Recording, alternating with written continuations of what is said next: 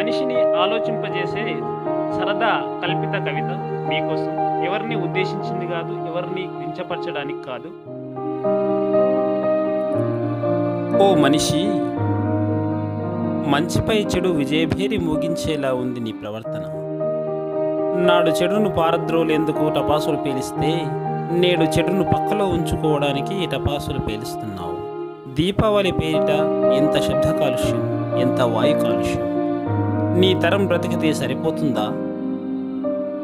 నీ ముందటి తరం ఇలా చేసుంటే నీవు నీ ఉనికిని చాటేవాడివా? ఎందుకు నీకు ఈ స్వార్థ బుద్ధి?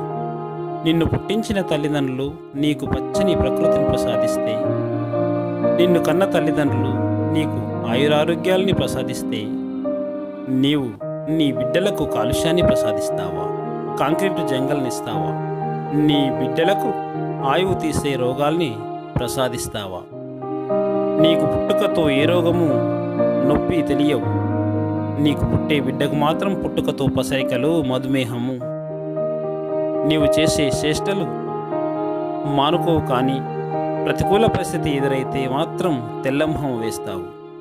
పండగ ఏదైనా, సందర్భం ఏదైనా నీ కర్తవ్యం మాత్రం ప్రకృతి నాశనం.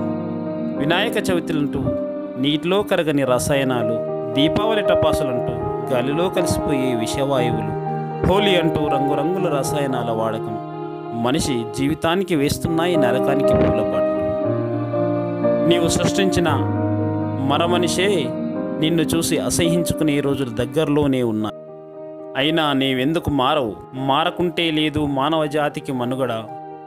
మార్పుతోనే సహజ సంపదకు దొరుకుతుంది నిలువ నీడ.